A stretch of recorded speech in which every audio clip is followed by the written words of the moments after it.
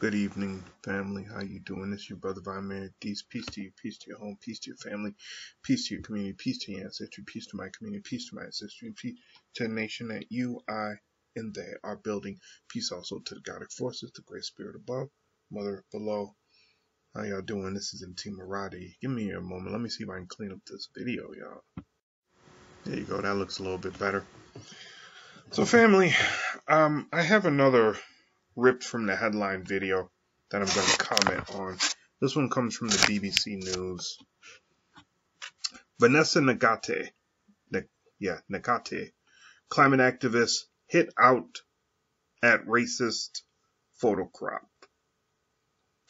And in fact, that is not the one that I wanted. I wanted another one. Give me 1 second, family.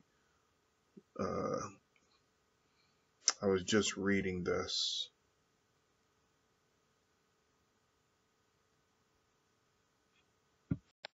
Here we go. This is the one that I wanted to read to you. Outrage at whites only image as Ugandan climate activist cropped from photo. This one comes from The Guardian and it's by Kenya Evelyn.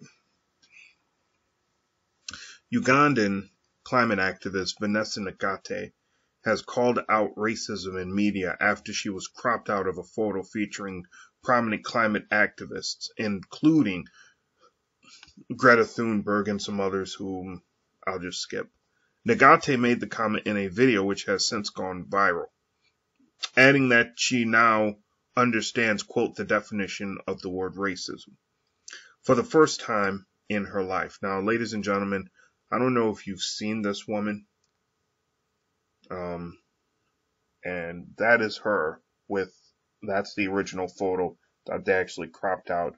That is a very dark-skinned black woman who is saying for the first time in her life, she now understands the word racism. Miss Nakate, first and foremost, what occurred to you with the cropping of the photo was not racism. One might say that it was racist, but it was not racism. Racism definitely, racism is a system, Miss Nakate. That was not a system.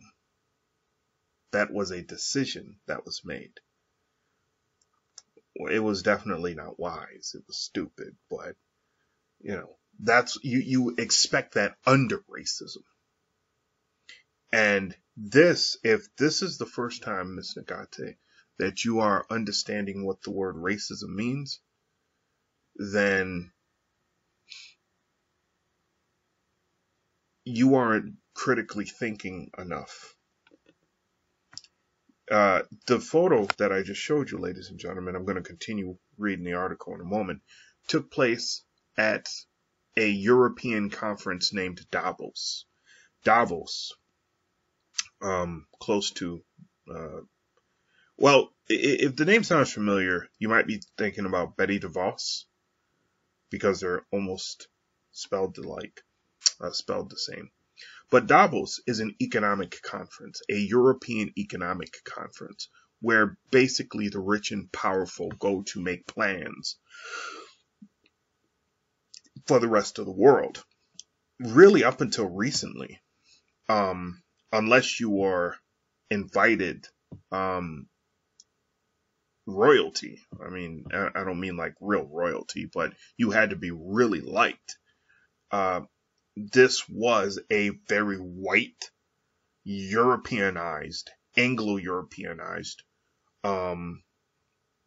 conference. And in fact, the diversity that has occurred in the last 20 years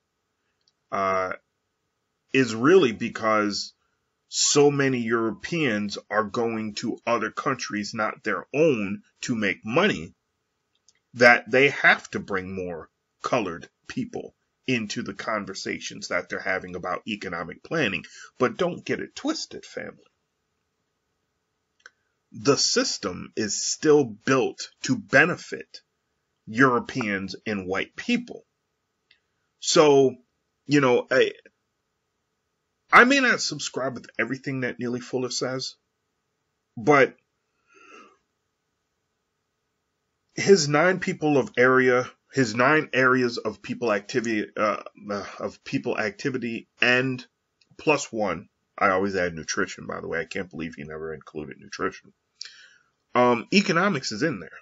I think he calls it labor, but economics is the better terminology for it. Economics is a primary mode of exacting racism. I know people tend to treat economics like a class idea, but when you understand racism as a system, and then you spread it out, and you try to really look at this at the systems in existence and which one has the greatest impact on it, what you tend to find is economic impacts of racism is the greatest. Why? Because racism was created in its most purest form to be economically driven. The ideology was built to encourage black people to work themselves to death for the benefit of white people. Everything that racism was constructed on had an economic component. Even when it was cultural, it still had an economic component with it. And so, if Miss Nakate, if you're just now understanding the idea of racism, the definition of racism because you are cropped out of a photo, I gotta ask, my friend, because you know, obviously you're at Davos. This is a big deal. That means you have to know some power players. What have you been studying? Have you been reading books on racism? Have you read the book, An American Dilemma, the two volume set? Have you read any Afrocentric scholars? Have you read the book Afrocentricity? Have you read Francis Cress Welsing's work? Have you read Yorugu? I mean, have you even read Nkrumah? I don't understand how this is just, I mean, I'm trying to really comprehend how this is just explaining racism to you, how you finally understand the definition because you were cropped out. To be fair, I'm kind of playing that up, I think, because, look, I get it. And I do get it, Miss Nakate. As black people, we have moments where things become clear. And I get that. I get that sometimes we can comprehend something, but not really have it sink in. And then something will happen, and next thing we know, we're looking and going, holy man, I understand what they've been talking about now. I get that. But I just want to let you know, racism is the reason, really, why you're at a very white conference trying to get recognition. Why you're at a very white conference with people who are causing the harm which you're trying to stop. While you're at this conference trying to get recognition for your homelands to hopefully stem the tide of destruction which these people are forcing onto the world and not really caring about either. It is racism why you in your own homeland don't have the power to stop these people from harming you. And why now you have to run to the white-looking Asians for help. And I'm talking now your homeland. There's some good stuff going on in Uganda, but this is why China's all over Africa, because of racism. If you're just now starting to get this, it's frightening. Maybe you said it because you were getting interviewed by white reporters. But Miss Nakate, honest to God, if you're just now getting this, man, there's hundreds of books that you really need to, like, you know, climate activism is important, but you need to, like, educate yourself. Because Africa is not going to be freed if you do not understand racism. And the fact that racism and climate change is only going to benefit the European. The European will encroach in Africa and have no problem destroying to encroach in Africa if the world becomes inhospitable to them, especially in Europe. They'll move themselves into Africa and not care and take your land because you don't understand racism and who they are and what they're about. Continuing. The group had given a news conference in Davos on Friday when Nakate was then cropped out of a published version of the photo by the Associated Press, a U.S. news agency. She questioned the removal on Twitter. Quote, "We did not Why did you remove me from the photo? I was part of the group." Let me actually read because they posted her whole tweet here. Here's what she wrote. Oh, I'm sorry. No, this is not her tweet. I don't know why they did that. This is from somebody else. But anyway, so she wrote, "Why did you remove me from the photo? I was part of the group." She tweeted in response to this tweet. This tweet is what they posted first by this woman named Charlene. If you look very carefully, you can see where the AP cropped black climate activist Vanessa Nakate, they got her screen name on here, out of the photo. It might surprise some, but black and brown people being affected by the climate emergency are also helping to find the solutions to climate, or to the climate crises. So then she responded, "Why did you remove me from the photo? I was part of the group," she tweeted in response. Other agencies, including Reuters, misidentified Nakate as Zambian activist Natasha Imwase. Reuters' currently available version of the photograph identifies the other 4 activists in the picture, but not Nakate. David Ake, I believe is how you say his last name, the AP's director of photography, told BuzzFeed UK that under tight deadline, the photographer cropped it purely on composition grounds. Quote, "He thought the building in the background was distracting," Ake said. In the viral video, Nakate elaborated on what she considers the erasure of black and brown voices in conversations surrounding climate change, pointing out that people who look like her are most vulnerable to rising global temperatures. That is true. But this goes to the idea of needing validation.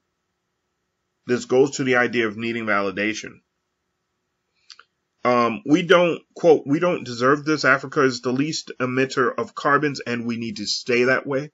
We need to develop new technologies. I hate that phrase, technology. Phil Valentine is right. That's the lowest form of creation. We need to go beyond technology. Technology teaches you about the surroundings, so it destroys the surroundings.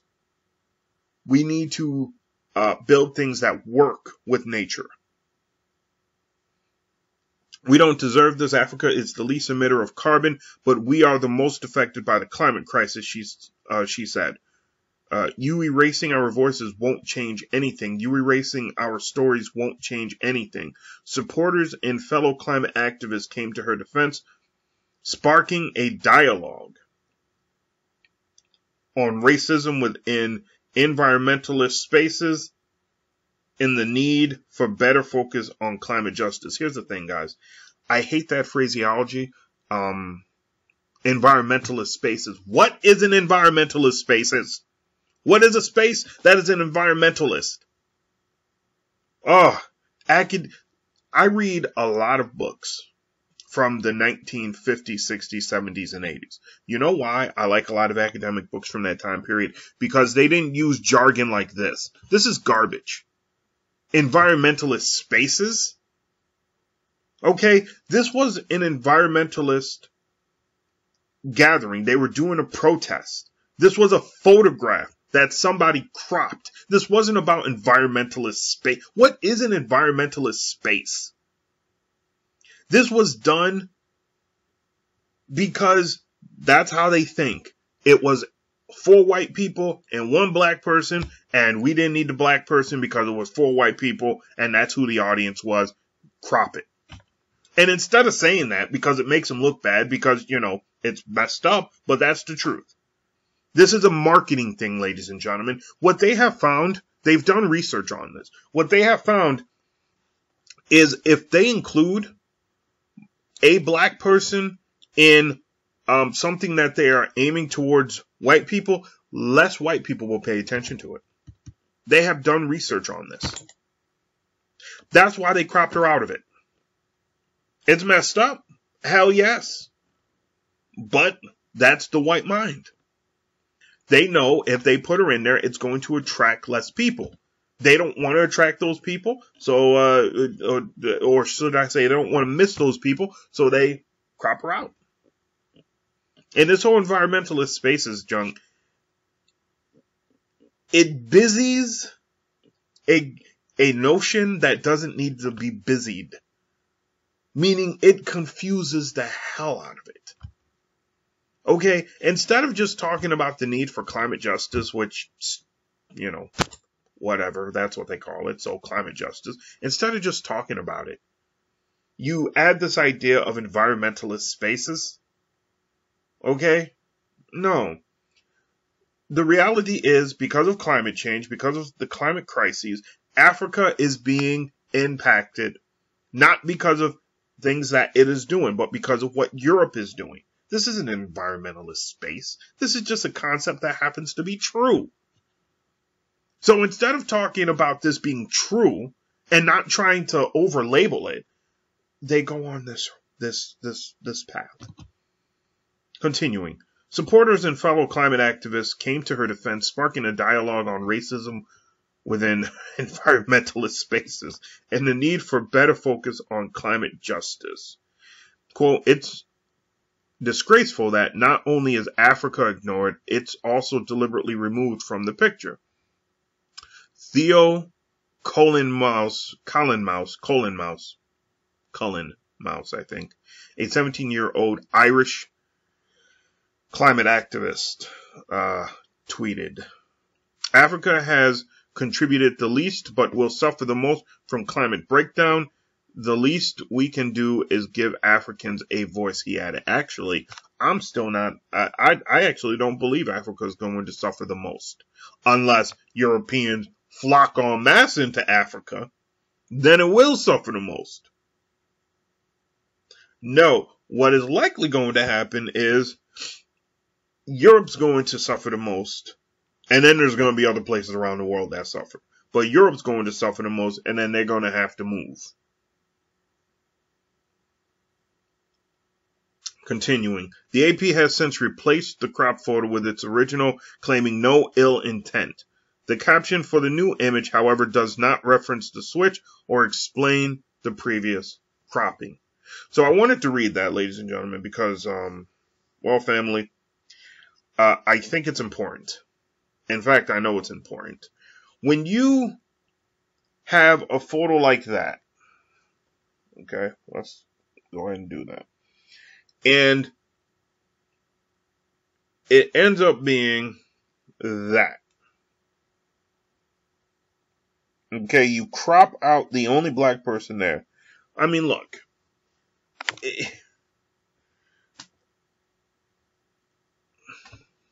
You're invisible to them, okay, when it comes to this stuff. I explained the research The research is there if you really want to look for it. It's what it is. And instead of begging them to pay attention to us, maybe we need to start talking to each other as black folks and saying, look, they're obviously not going to change. We've been asking them to change for 500, 600 years now. They're not going to change. Let's start taking care of ourselves and getting things done. Just a suggestion, Miss Nakate. Just a suggestion. Because I'm tired of begging people to change who aren't interested in changing. Question, comments, concerns, leave them below. I'll talk to you guys later. Peace.